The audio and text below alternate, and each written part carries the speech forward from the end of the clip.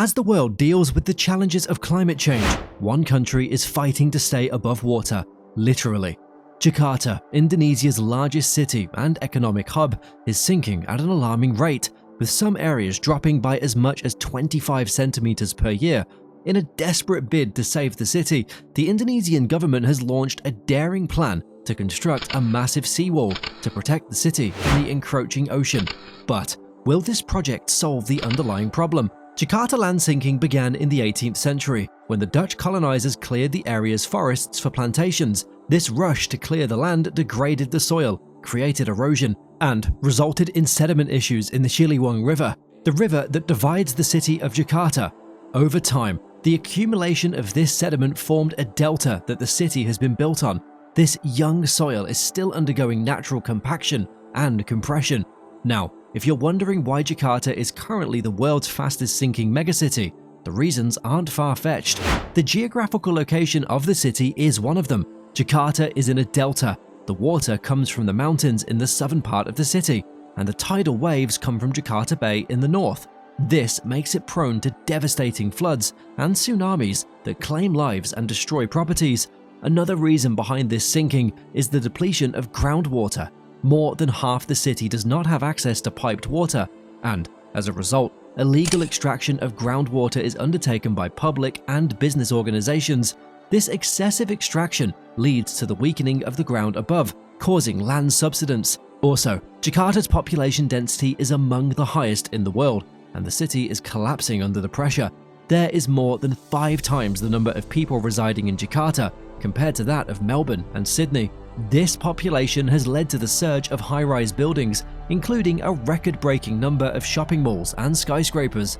These buildings exert immense pressure on the ground beneath, contributing to its rapid depletion.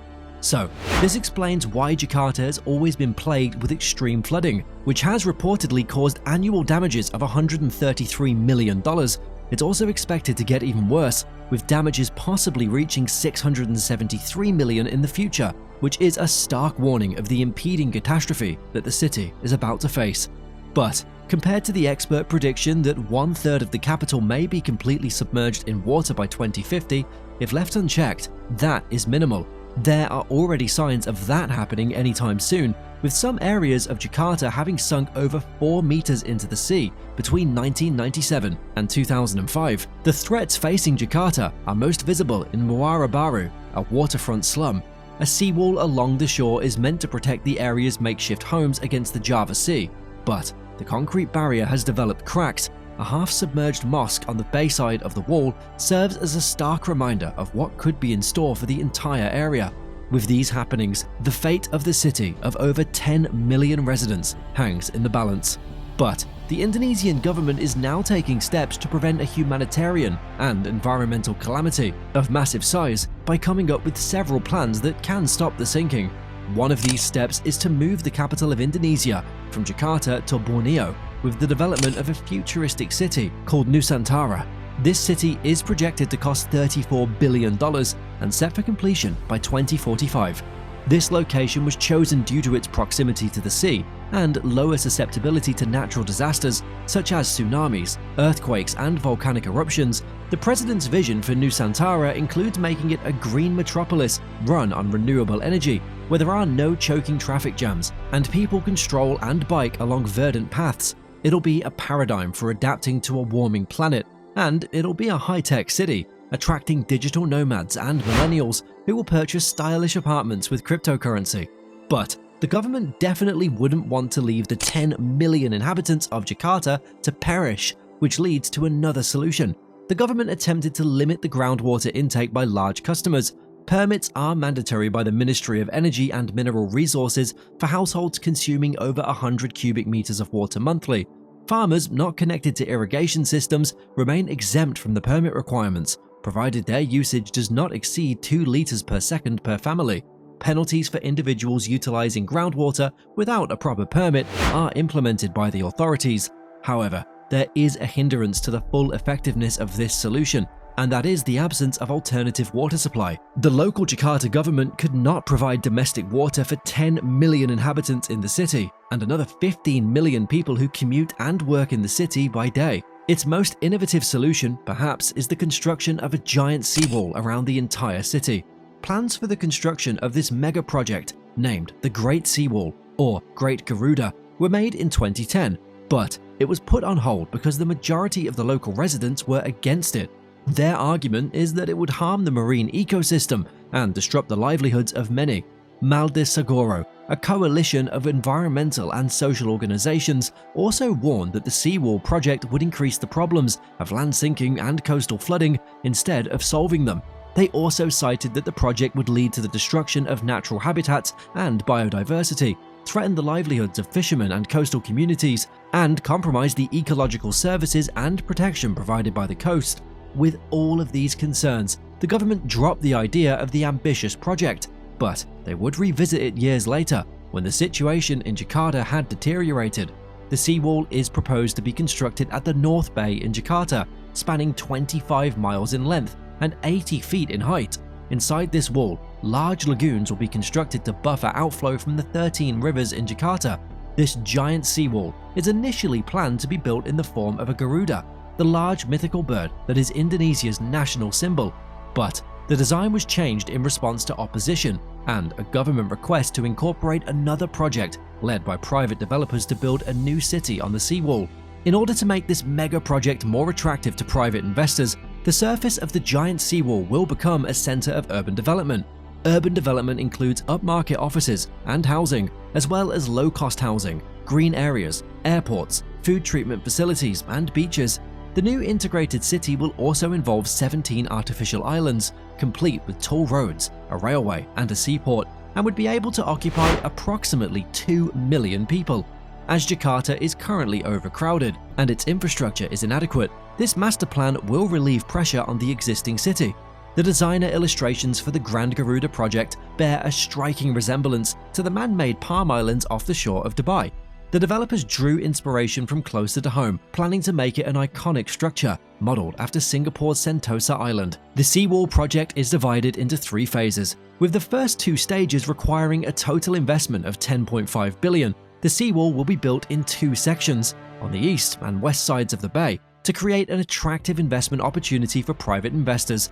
The project was unveiled in 2014. The deadline is set for 2040, while a separate project, the 30-kilometer-long river and the beach dike on the Jakarta coast, is currently underway with a slated deadline of 2030. This separate project aims to extend and enhance the existing dike system, which was overwhelmed by the devastating Jakarta flood of 2007. The comprehensive project, slated for completion by 2050, includes the construction of a freshwater reservoir within the Garuda seawall. The reservoir will store rainwater and river water from the 13 rivers that flow through Jakarta, providing reliable sources of clean water for the city residents. The estimated cost of all the projects is as much as $40 billion. Now, the major challenge lies in securing the necessary funds of $40 billion to execute this massive project, as this cannot be financed by the Indonesian government alone. Acting on this, the Indonesian government has secured partnerships from 2 international countries, the governments of Indonesia and the Netherlands, for the project officially known as the National Capital Integrated Coastal Development (NCICD) program. The feasibility studies on the 2nd and 3rd phases of the project were also funded by the Dutch and South Korea governments, contributing $19 million. This project is led by a consortium headed by Witteveen & Bos, a Dutch contractor who is the main contractor, and other subcontractors. According to Angga Hartarto, the coordinating Minister of Economic Affairs, several private investors have also expressed interest in funding the project's construction through a public-private partnership scheme. While the people are united on the fact that the city is sinking and they need a solution, they're not when it comes to accepting the Great Seawall as one. Supporters of the Great Seawall claim it's the only solution to protect the city from devastating floods that threaten the northern coastline. They argue that the new islands will generate revenue by attracting property developers, thereby financing the project. But despite the supporters and the project's ambitions, the schemes are now mired in lawsuits, scandals, and moral controversy, particularly over the mass evictions of traditional fishing villages and waterfront communities, many of which have been bulldozed flat. A diverse group of critics, conspiring Indonesian scientists, land activists, and local residents vehemently oppose the project, saying it is an outlandish and unnecessary project that would wreak environmental and social disaster. They argue the lives of traditional fishing communities are being destroyed as mass evictions are imposed, with whole neighborhoods razed and residents relocated more than 10 miles away. They also claim that walling off the bay would turn it into a septic lagoon of trapped freshwater, with little sewage treatment for the river water pouring into the bay. This corporate attempt to sanitize Jakarta's waterfront could end up having exactly the opposite effect. In response to the critics' concerns, the government, represented by Mr. Hanga, assured that the project would not harm the ecosystem, as evidenced by the environmental impact studies that have been conducted. He emphasized that environmental issues have been prioritized and that the seawall's design features gates that allow water to flow through, ensuring minimal disruption to the ecosystem and preserving habitats for mangroves and fish. Hanga also pointed out that the task force responsible for building the massive seawall has been established within the Economic Ministry, stressing the need for collaboration among all parties to address the pressing issue of land subsidence. While many Indonesians are in doubt about the effectiveness of the Great Seawall project, it's a big step forward for the government. It's not possible for the government to stand by and watch as the city sinks, which is why they're trying out this ambitious project. What do you think about this project? Are there more projects that you want to see? Let us know in the comment section below. Kindly like, share and subscribe to this channel for more interesting and eye-opening videos like this. See you in the next video.